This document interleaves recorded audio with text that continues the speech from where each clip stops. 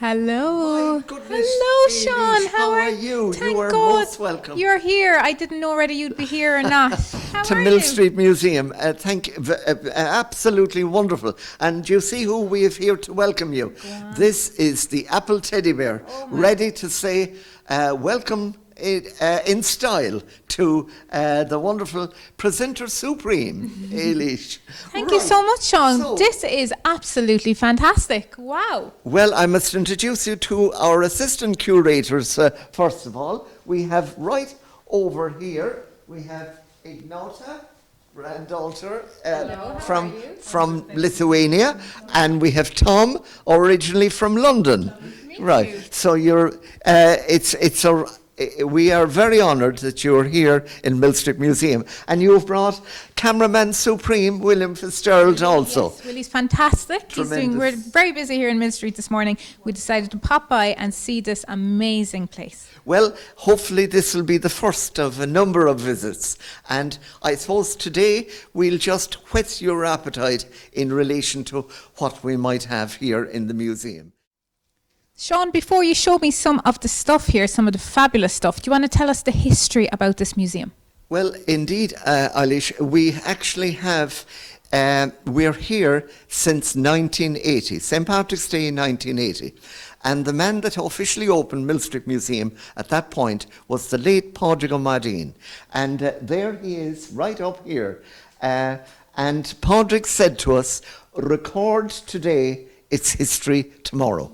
And since then, I'd say we have taken at least one photograph every day, and many other items have emerged here to our museum itself. And O'Madine, is that Irish for? That was Patrick Madden. Okay. And he came originally from County Limerick. And right up here you can see we suggest come to Millstreet Museum where the past becomes present, and we extend, of course, a chéad míle fáilte, 100,000 welcome. And of course, if you look at our logo there, the logo itself, Millstreet Museum Society, the handing on of the skills of agriculture and the handing on of the faith, also the protection by the physical features and by warriors in bygone days. And the motto of Millstreet Museum is Dúchas don lá amárach, which means heritage for tomorrow. So I thought on the first visit, Eilish, we're going to show you a number of the different items that we have. Fantastic. So, And I loved a bit of Irish. oh, míle buíochas. So first of all, I think we'll go back in time. And if you see this particular item here that we're just looking at, and you place that in your hand, in fact, you're now holding something that is 5,000 years old.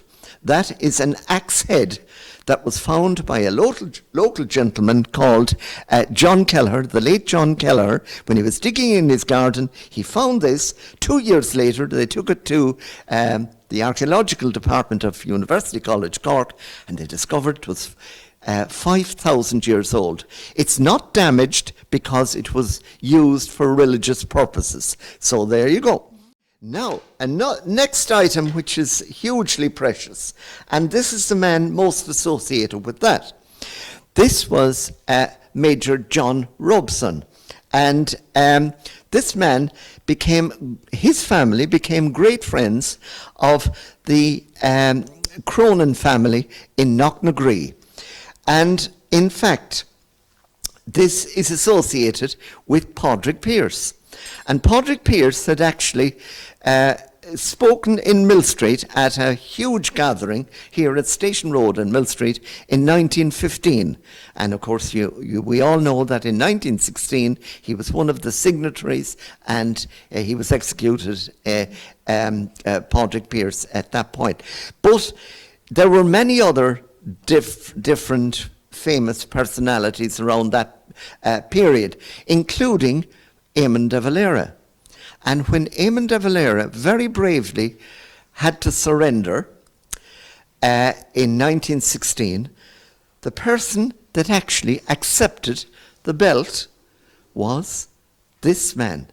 And this was the belt that was worn by a very famous Eamon de Valera. And we have Eamon de Valera right up here, a young Eamon de Valera. And right up above that, of course, we have Michael Collins. And the strange thing, those two portraits came from the same house. So it said a great lot about the harmony of the house itself, I think, when you had those two portraits. So that is another precious item there. Yes, indeed, the famous symbol of the harp, and so hugely significant itself. Yeah. So this originally from, and of course we must pay huge tribute to a lady who is now in her 95th year, the wonderful Eileen Cronin, and that's a much longer story to explain how Eileen acquired this famous belt. The VIPs that have been here over the years, so we have had lots of wonderful visitors over the years. But before your good selves came and William on camera, we have had people like the late Brian Dennehy, because Brian Dennehy's grandfather was born in Millstreet, in Church Street in Millstreet, and he was here with us for 2 hours, and I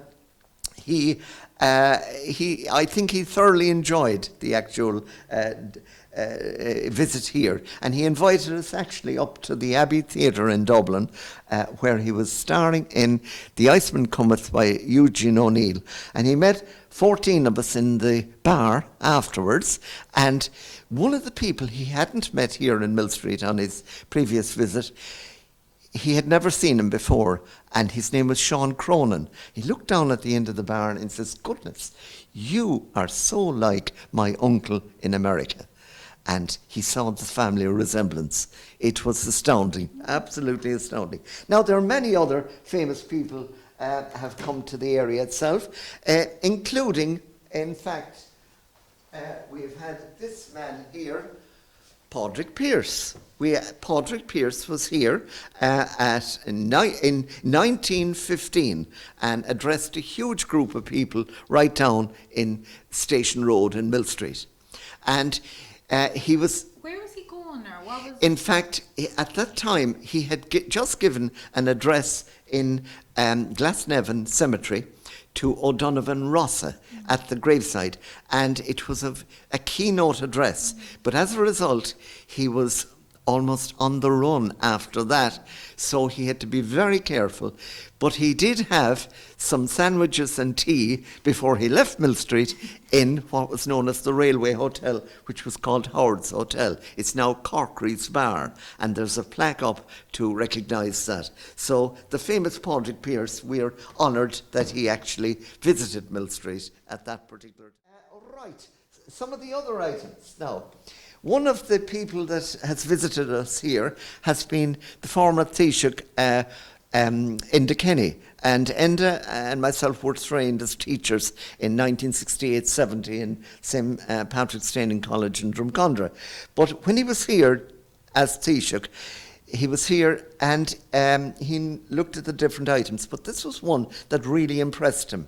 Okay. And any idea what you think it might be?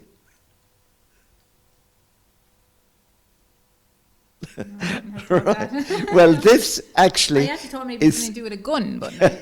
This actually is part of the transatlantic cable of 1866. It was the cable between Valentia Island and Newfoundland. So that'll just tell you. That's just... And it's the base of it there is Valentia slate. And that was produced as a memento, and it was done in the actual in Cahersiveen, but that'll just tell 1866. 1860, indeed. Aren't people very good to contribute to the museum and to share things? Over the years, and some of the items that they have presented to us, some of the items that they have offered us, unfortunately we can't take because they're too big and our space is limited as such. What you're seeing today is truly the tip of the iceberg. The interesting thing about a miner's lamp is that this would have saved the lives of many a person, because when you were going down the mine, they lit the lamp, and as they were down in the mine itself, if the colours, and Tom and Ignat just reminded me of this, the colours of the actual lamp, the flame, if they changed or if they became dim, it would mean it was time to leave the actual mine, because the oxygen was changing and gas was coming in. So they would leave, and hence their lives were saved. So that's the significance of the miner's lamp. I wonder, why is this significant? Well, two events that happened. It happened twice. We had the European Juggling Convention here in Millstreet, when we had over 4,000 jugglers from all over the world came to Millstreet. They spent 10 days here. They had a camping city down in Green Glens, and what we remember particularly was the Parade of Nations. It was magical. But there was one particular juggler from Russia that was able to juggle 13 of those. And when he put them in the air, he caught every one of them. Can you imagine? Hasn't Green Hills brought so many memories here to Millstreet? Absolutely. Green Glens has just had such a rippling effect on the history of Millstreet. People that never would consider coming to Millstreet have come to Millstreet now. Like all the different concerts over the time. We've had Meatloaf. We nearly had Johnny Cash, but we still have Johnny Cash's poster. Johnny Cash was meant to be here at a concert in Green Glens, but unfortunately he became unwell the night before, and as a result he never did make it to Millstreet. But lots of more did. Nancy Griffiths was here, and of course we had the very famous boxing match between Chris Eubank and Steve Collins. And very interestingly, they did a very famous television documentary recently called One Night in Millstreet, and it was the background to the famous world boxing.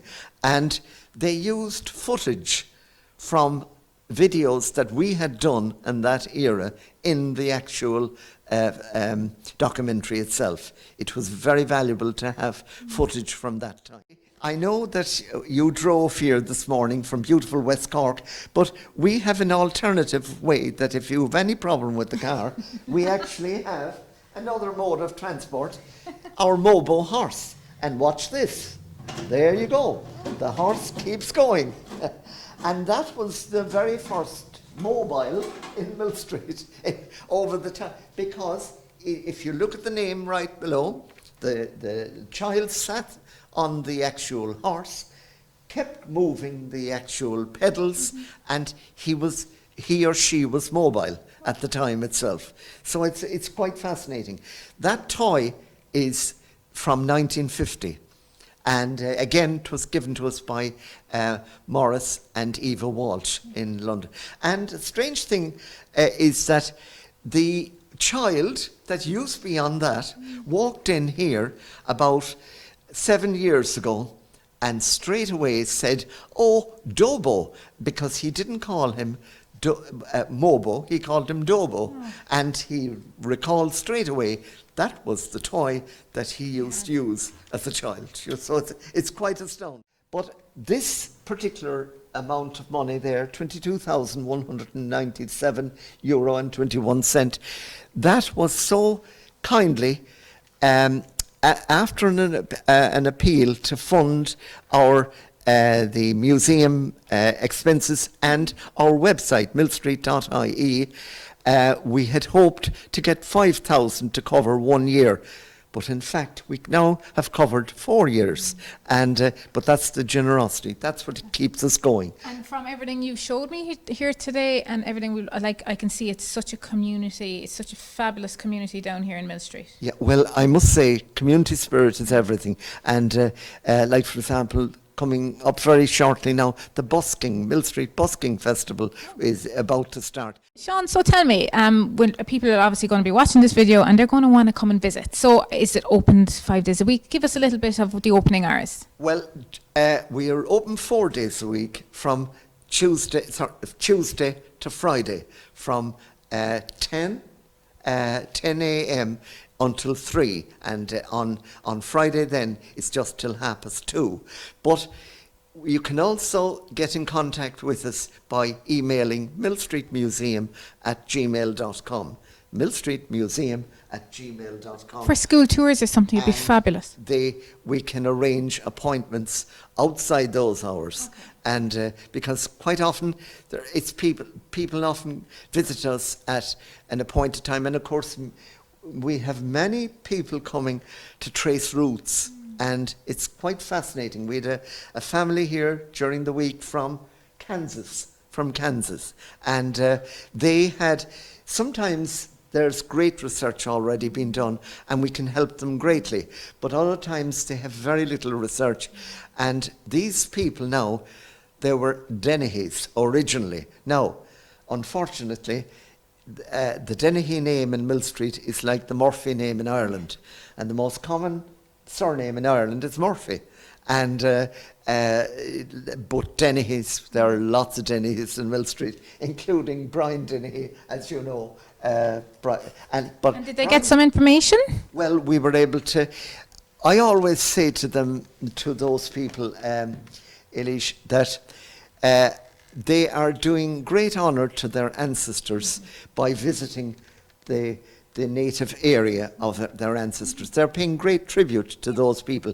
They may not actually get to meet any of their relatives, but now they might be lucky enough to actually get to meet and to find the actual grave and so on. But even if they don't, they walk the walk. This was a great example at Christmas. This gentleman, Mr. Kelleher, and his wife came here. They had their 3 adult sons who were all training to be lawyers, and they wanted just to show them where their father was originally lived, and they wanted to let them experience Millstreet. And that's very special. Yeah, you know, yeah. it is. And so everyone likes their roots, and of course we forget that Ireland has amazing roots. Many other countries are very young. Ireland is one of the most ancient as such. So, Sean, thank you so much for your time, and I would advise everyone to come down here to Millstreet Museum and check it out. It's fabulous. There's so much stuff to see. We will come back another day to catch up on more, Sean, because you're fantastic, and this stuff here is amazing, and there's so much more I'd like to go through. So thank you, and we look forward to coming back. You are most welcome to Fear Fáilte Road, indeed, Eilish. And before you go, of course, we'll have to get you to sign the visitors book as a VIP extraordinaire. And we'd like to thank our cameraman, Supreme, there in the background. Very patient cameraman, and very gifted cameraman. Yes, and nice. Of course, we have great memories. And of course, we mustn't forget this. Bernard was so involved in this. William was so involved. It's teamwork. Yes, in the early, now we have Out and About television, but then we had LTV2, Millstreet, and we have wonderful memories of the late Danjo Keller from Corriganima, who contributed so much, and they're all in archives now. Sean, Gerb Mila Mila Hamahagut.